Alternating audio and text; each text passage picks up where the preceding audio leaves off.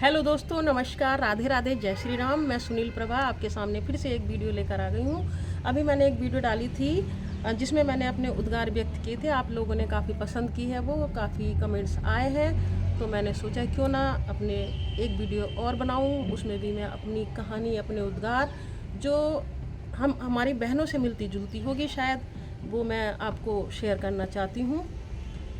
और इस वीडियो का टॉपिक रखूँगी मैं स्ट्रॉन्ग वुमेन, क्योंकि दोस्तों सभी वुमेन, सभी लेडीज जो है स्ट्रॉन्ग होती हैं।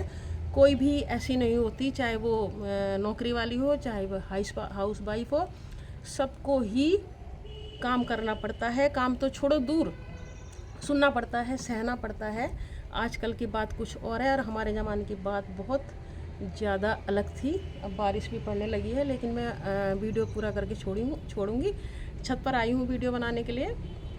और मैं जब एक लड़की ससुराल में आती है, ये मेरे नहीं और लोगों के भी विचार होंगे, और जब ससुराल आती बड़े सपने लेकर आती है, मैं ऐसे करूँगी, ऐसे रहूँगी, मेरा पति ऐसा होगा, वैसा होगा, सास ऐसी होगी, जेठानी ऐसी होगी।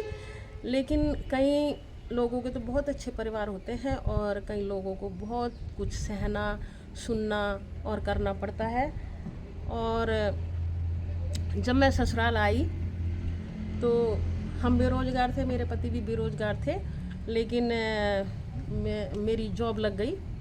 मैं गवर्नमेंट टीचर से रिटायर हो गई हूँ और मैं 60 के पार चली गई। और 60 साल से 70 साल के बहनों के लिए ये वीडियो खासकर मैंने बनाई है।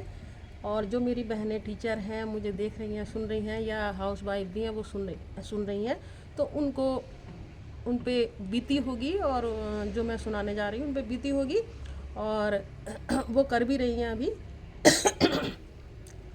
तो जब मेरी जॉब लगी, मैं ठहरी प्लेन्स की रहने वाली हूँ, और मेरी जॉब लग गई पहाड़ में 14 किलोमीटर ऊपर, और बहुत चढ़ाई थी।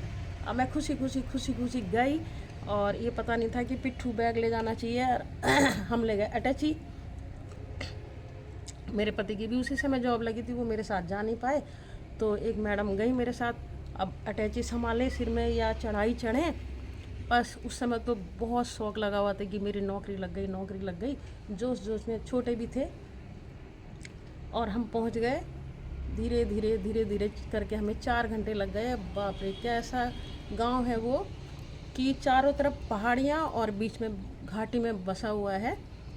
तो जब मैं वहाँ गई, पहले तो मैं घबराई, फिर मैंने सोचा यार ये लेडीज इतनी मेहनत करती हैं पहाड़ की, वाकई में पहाड़ की लेडीज बहुत मेहनत करती हैं। और जब इतनी दूर दूर से पानी ला रही हैं, लकड़ी ला रही हूँ, तो मैं तो नौकरी करूँगी, मैं तो एक मैडम हूँ। और उस समय मैडम को बहुत इज्जत देते थे, अब भी देते हैं, लेकिन अब सुविधाएं हो गई हैं। मैं तो 91 की बात कर रही हूँ। उस समय मैंने बहुत परेशानी उठाई। अब किसी को क्या बोलना, कोई सुनने को तैयार भी नहीं होता है अपनी परेशानी, और ना किसी के पास समय है और ना ही कोई समझता है। उस समय बहुत परेशानी झेली हैं हमने। मेरे पति अलग रहते थे, मैं अलग रहती थी, सास ससुर बेचारे यहाँ थे। मैं 15 दिन में, 1 महीने में आती थी, और घर की पारिवारिक स्थिति भी ऐसी थी कि मैं सर्विस नहीं छोड़ सकती थी, और सर्विस छोड़ती तो फिर महंगाई बढ़ती जा रही थी। मैंने कहा करो यार, सर्विस करो, ट्रांसफ़र हो ही जाएगा, लेकिन ट्रांसफ़र भी जल्दी से नहीं होते थे। तो अब नौकरी वालों का क्या होता है कि बहुत दिक्कतें आती हैं, और मुझे तो सुई से लेके माचिस तक खुद ही लानी पड़ती थी। कोई घर में भी नहीं था कि मेरी हेल्प कर सके। या तब मेरी बेटी थी छोटी, और मेरा ट्रांसफ़र हो गया यहाँ अपने कोटद्वार में। तो उस समय भी जब मैं स्कूल जाती थी, उसको छोड़ के जाती थी, मन ऐसा दुखता था कि नौकरी छोड़ो, लेकिन नौकरी छोड़ो तो फिर इसके शौक़ पूरे कैसे करेंगे। परिस्थिति हमारी ऐसी नहीं थी, पैसा हमारे पास नहीं था, तो उसको ध्यान उधर ही रहता था, क्या कर रही होगी, कैसे कर रही होगी। उस समय मोबाइल की सुविधा नहीं थी, और लैंडलाइन फ़ोन होते थे, वो भी कभी लगते थे कभी नहीं लगते थे, स्कूलों में सुविधा नहीं होती थी। लेकिन हिम्मत नहीं हारती हैं लेडीज़ कोई भी। ये तो मैं अपनी कहानी सुना रही हूँ, हो सकता है आपकी कहानी भी यही हो, क्योंकि सभी जो सर्विस वुमेन होती हैं उनके सामने ये परेशानियां आती ही हैं। बच्चे चाहे बच्चे हों, चाहे घर हों, चाहे पति हों, चाहे सास ससुर हों, सबके साथ समय बिताने का ना मौका मिलता है। जल्दीबाजी, खाना पीना भी है, सुबह स्कूल जाना है, फिर शाम को तैयारी करनी है। लेकिन एक लेडीज ऐसी होती है, कभी हार नहीं मानती। मैंने देखा है, कभी हार नहीं मानती। दुनिया चाहे कुछ भी कहे। अब हम रिटायर हो गए हैं, हमें कोई कुछ नहीं समझता है, ये मैं महसूस करती हूँ। क्योंकि जब उम्र हो जाती है, रिटायर हो जाते हैं, तो लोग सोचते हैं वो तो रिटायर है, फालतू है, फ्री है, और छोड़ो, रहने दो। तो हमने देखा है, अनुभव किया है ये। और कोई फ़ोन पर बात भी करेगा तो हमारी अपनी बातें होती हैं, उनकी अपनी बातें होती हैं। ज़माना बहुत चेंज हो गया है। लेकिन मैं कहती हूँ कि कभी भी लेडीज़ हिम्मत नहीं हारती है, ना ही वह हारेगी। बोलते हैं ना 9 देवियाँ, मतलब वो बिल्कुल सही बात है। अब हम लेडीज़ हैं, मोबाइल भी चलाते हैं, खाना भी बनाते हैं, बच्चों को भी देखते हैं, कपड़े भी धोते हैं, और घर का सारा काम करते हैं। पति भी ऑफिस जाते हैं तो पति का भी सारा काम करते हैं, सास ससुर का काम करते हैं, घर का काम करते हैं, और जॉब भी करते हैं। अब ये लगा लीजिए, जॉब के साथ साथ जो घर का काम भी कर ले तो उसको स्ट्रॉन्ग तो बोलेंगे ही ना।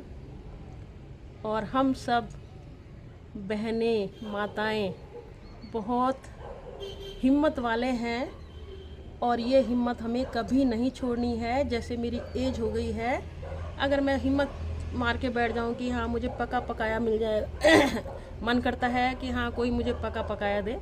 अब ऐसा तो नहीं हो सकता ना, जब हम अकेले हैं तो पकाना पड़ेगा, खाना पड़ेगा।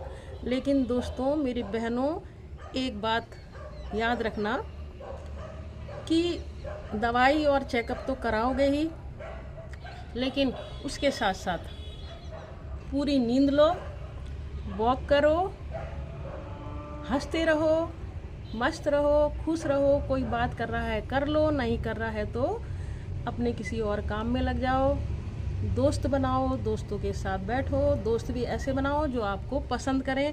ऐसे नहीं कि आप उनके पास बैठ गए ज़बरदस्ती कि हाँ तू मेरा दोस्त है, और वो सोच रहा है कब जाएगा उठ के।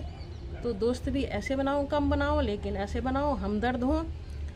और चेकअप नियमित रूप से, अपना खान पान सही रखो, अपने परिवार के साथ खुश रहो। अगर अकेले हो तो अकेले में खुश रहो। कभी बच्चों को फ़ोन कर लिया, और कभी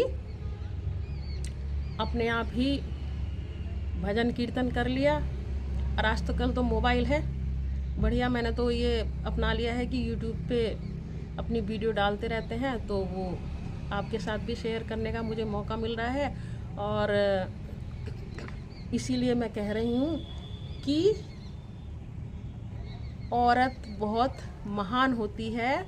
कई मर्दों को इस मामले में बुरा भी लगता है कि क्या मर्द काम नहीं करते हैं। जी हाँ, करते हैं, लेकिन उस हिसाब से नहीं कर पाएंगे जैसा कि एक औरत कर सकती है। तो मेरी वीडियो कैसी लगी, अच्छी लगी या ख़राब लगी? ख़राब लगी हो तो मुझे माफ़ करिएगा, और अच्छी लगी है तो कमेंट्स करिएगा। कमेंट्स ख़राब का भी करिएगा और अच्छे का भी करिएगा, मैं इंतज़ार करूँगी।